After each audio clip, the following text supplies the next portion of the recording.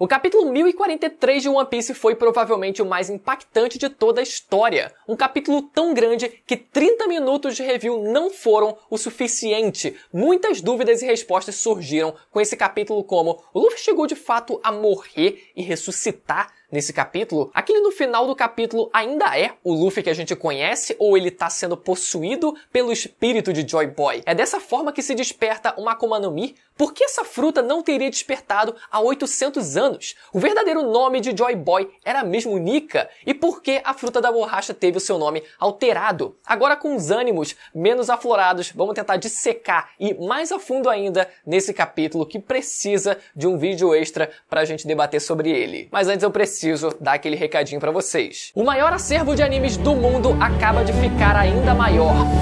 Agora vamos lá! Uma única assinatura para você ter acesso a milhares de episódios.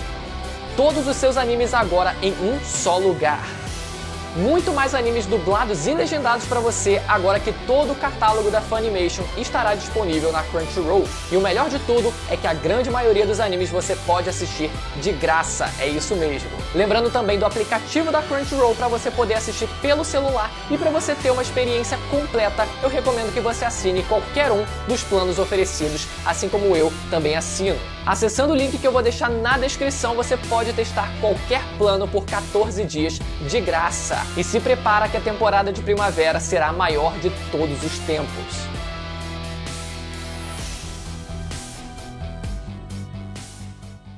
Então a primeira dúvida que a gente teve com esse capítulo é se o Luffy ele só desmaiou ou se ele realmente chegou a morrer nesse capítulo e depois ele ressuscitou. E sim, os indícios eles levam a crer que o Luffy ele de fato morreu e ressuscitou nesse capítulo, galera. Isso é muito forte. Primeiro o Kaido ele diz que o Luffy está mesmo morto, e nessa hora a gente pode até pensar que não, o Kaido ele tá sendo só exagerado, ele tá falando uma hipérbole, né? Não quer dizer que ele tá realmente morto, só foi derrotado, mas não. Depois a gente vê que o LoL ele até confirma essa informação dizendo que a voz do Luffy desapareceu. E o que é importante a gente saber é que personagens com o hack da observação por vezes se referem à presença de alguém como uma voz. E quando essa voz desaparece, significa que de fato ela morreu. E aqui alguns exemplos do arco de Skypiea, como por exemplo quando a Aiza, ela diz que muitas vozes estão desaparecendo, ou quando alguns capítulos depois ela retoma esse assunto dizendo que tem medo de que as vozes elas desapareçam. Por isso a gente pode ter a total certeza de que o que aconteceu com o Luffy é que ele de fato chegou a morrer e ressuscitar. Só que esse seria um processo natural para você conseguir despertar a sua Akuma no Mi? Foi dessa forma que o Doflamingo ou o Katakuri, por exemplo, eles despertaram a sua Akuma no Mi, eles chegaram também a morrerem e depois ressuscitarem dessa mesma forma? Ou cada processo funciona de uma maneira diferente? Isso a gente precisa saber. Isso sequer se ele tá realmente despertando a Akuma no Mi dele, o que é algo muito óbvio, né? Dá pra gente assumir que ele tá sim. E a gente assumindo que esse seria o despertar da Akuma no Mi do Luffy, como seria de fato esse despertar? A gente vê parte ali do seu corpo, do seu cabelo, da sua cabeça meio que derretendo ali, ficando um pouco mais liquefeita, e eu acredito que assim como o Luffy ele conseguiu meio que de certa forma inspirar o Katakuri durante a batalha ali, fazendo com que o Katakuri imitasse alguns movimentos dele, né, simulando mais ou menos ali o efeito da borracha que era a Akuma no Mi do Luffy, os golpes dele, eu acredito que o inverso ele vai acontecer agora. O Luffy ele na prática talvez ele se inspire no que ele viu do Katakuri fazendo, não só talvez ali conseguindo moldar o ambiente à sua volta, ali transformando o ambiente em borracha, mas quem sabe a gente vendo ao invés de rosquinhas flutuando ao redor do Luffy, a gente vê ali, por exemplo, Gudodamas de borrachas hackeadas na coloração preta ali ao redor do Luffy, né? Servindo como um standzinho pra ele, né? Imitando ali talvez Naruto, quem sabe. E outra coisa importante, o fato da gente ver o Luffy ali meio que derretendo nesse capítulo me lembra o chapéu de palha gigante lá em Marijoa. Aquele chapéu de palha gigante, ele estava sendo mantido numa cela muito mais fria, com uma temperatura muito mais baixa do que fora dali. Quando a Im-sama ela aparece, ela tá ali de boa, num jardim meio que primavera, num ambiente meio primavera, e depois ela vai até aquele local que tá muito mais frio do que o natural. Poderia ser só uma consequência de ser uma cela mais isolada, mais fria, mais ali embaixo, ali mais escondida, e isso seja uma consequência natural disso, ou pode ser para que aquele chapéu não chegue a derreter, assim como tem acontecido também com o corpo do Luffy. Outra dúvida que restou com esse capítulo é: quem vai assumir a luta contra o Kaido? Aquele que a gente tá vendo realmente é o Luffy, ou será que o Joy Boy ele vai assumir o corpo do Luffy e vai continuar a batalha por ele? Porque algo muito importante que eu acho que as pessoas elas estão subestimando é o fato do narrador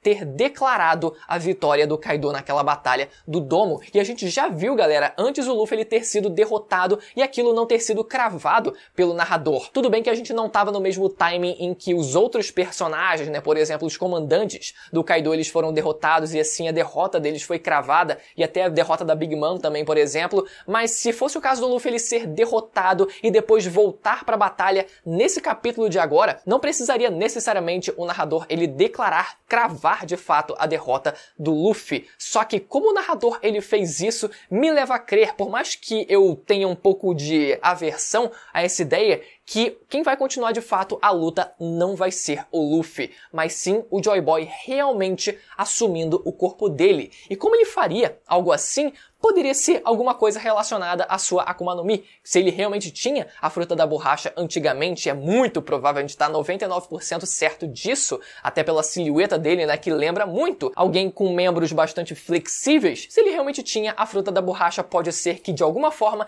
que a gente desconheça, algum conceito novo que a gente desconheça, que seria o espírito de Joy Boy sendo passado através da sua Akuma no Mi e despertando agora através do corpo do Luffy. E muita gente relacionou essa dinâmica do Luffy ele não dando sequência mais à batalha e o Joy Boy assumindo o corpo dele com a batalha do Yusuke contra o Sensui em Yu Yu Hakusho, onde o Yusuke ele perde de fato a batalha e o Raizen assume o corpo dele e dá continuidade à luta e consegue humilhar o Sensui por ele. Depois, inclusive, se eu não me engano, o Yusuke ele nem lembra do que aconteceu e ele fica revoltado, e até poderia ser interessante o Luffy ele também não tendo memória do que tá pra acontecer. E ele: não acredito! O Kaido foi derrotado! Mas não fui eu que derrotei ele! Ele fica lá todo revoltado, mas isso tudo, se realmente acontecer, precisa de uma explicação muito boa do Oda. E galera, a essa altura, todos sabemos que o deus do sol Nika era o verdadeiro nome de Joy Boy. Nika sendo uma onomatopeia para sorriso e Joy Boy sendo a tradução de garoto alegre, o que casa perfeitamente com a ideia de serem a mesma pessoa. E por mais que Joy Boy tenha sido um apelido ou um título de Nika e a princípio qualquer um possa adotar esse nome para si, depois que o Luffy ele provavelmente teve o seu corpo possuído por Joy Boy, a gente pode dizer que na verdade não existe uma opção. Ou você é, ou você não é Joy Boy. Por exemplo, o King, principal comandante do Kaido, ele achava que o Kaido era o Joy Boy, e não que ele poderia vir a se tornar Joy Boy. Outro exemplo, quando o Kaido ele derrota o Luffy, ele diz que o Luffy ele não poderia ser o Joy Boy por ele não ter o cacife e ele ter sido derrotado na batalha entre eles, né? Mas ele não diz que o Luffy ele não poderia se tornar Joy Boy. Inclusive, um terceiro exemplo aqui para complementar um pouco essa ideia seria o Barba Branca no final de sua vida dizendo que o Teach não era aquele que o Roger estava esperando. Ele não falou a palavra Joy Boy necessariamente, mas ele tinha conhecimento do que era o século perdido. E se ele teve a informação de que Joy Boy no passado teve a fruta da borracha e ele vendo o Luffy ali no meio da guerra também participando daquele evento, ele poderia cravar com essa certeza sim que o Teach ele não seria aquele que o Roger estava esperando, mas sim o Luffy.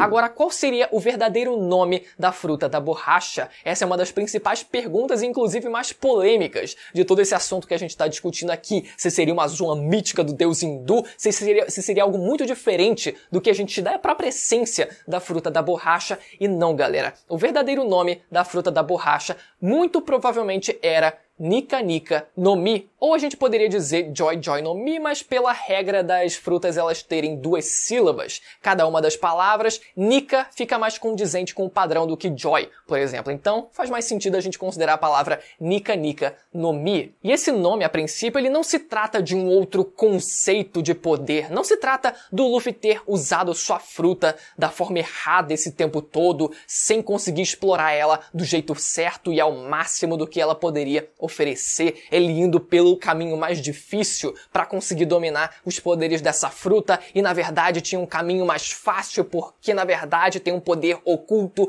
muito mais foda do que realmente era. Não, na verdade se trata de outra coisa e muito mais simples. Se trata do propósito que essa fruta foi usada por Joy Boy em primeiro lugar. Lembrando que as frutas em alguns momentos elas foram criadas e elas foram nomeadas. Então poderia muito bem ser o caso do primeiro nome da fruta da borracha ter sido Nika Nika no Mi, ou fruta do sorriso, pelo fato de como as pessoas do século perdido enxergavam o Joy Boy usando aquela fruta. Se o Joy Boy usava aquela fruta para fazer alguma comédia, ele sendo o garoto alegre, conseguindo ali fazer alguma comédia, algumas brincadeiras e gerando risos para as pessoas através do seu poder, faz total sentido que a fruta ela seja reconhecida como fruta do sorriso ou Nika Nika no Mi, porque é essa finalidade, é isso que as pessoas enxergavam naquela época, por mais que ele se esticasse pra lá e pra cá, era pra fazer graça a todo momento. E é por isso que esse foi o primeiro nome da fruta. E falando sobre esse personagem Joy Boy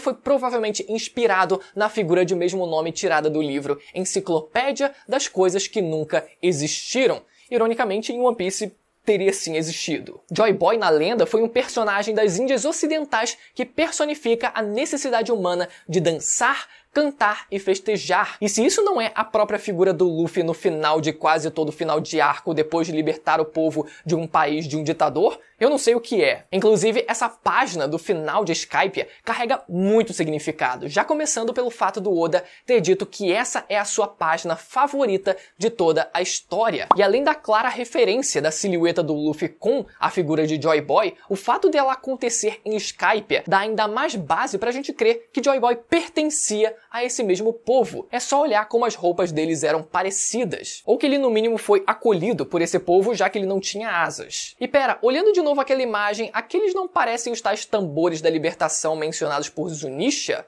Não que eles sejam os mesmos tambores, obviamente, mas o Nisha pode ter presenciado essa mesma festa que aconteceu no passado. Agora, de volta à lenda, Joy Boy também parece ter levado um navio de escravos da África Ocidental para o Caribe. E como sabemos, Nika era visto como o deus do sol aos olhos dos escravos do passado. E por que essa fruta da borracha, ou fruta do sorriso, não teria despertado há 800 anos, eu dou aqui duas possibilidades. Primeira, a justificativa mais prática de que a fruta seria muito difícil de você conseguir dominar, de você conseguir, na verdade, masterizar a um ponto de você conseguir competir com os grandes figurões do mundo. A fruta da borracha exige muita criatividade e só alguém muito criativo como o Luffy, ou provavelmente Joy Boy durante o século perdido, conseguiria um feito como esse. Ou quem sabe, Joy Boy ele interferiu pessoalmente para que essa fruta ela só viesse a despertar agora. E por que essa fruta teve o seu nome alterado pelo governo e seria considerada uma Akuma no Mi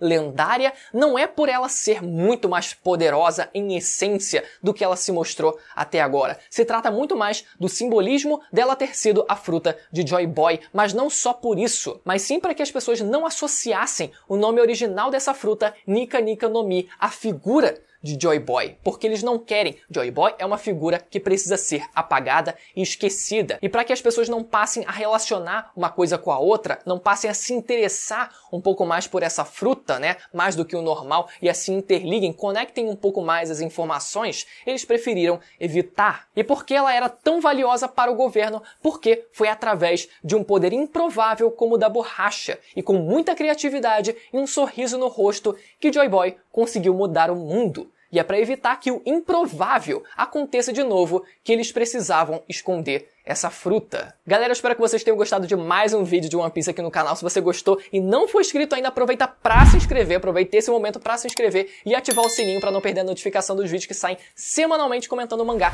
e o universo de One Piece. Beleza, galera? Daqui a pouco a gente vai chegar a 600 mil inscritos, então conto com a sua inscrição. Até a próxima, tchau!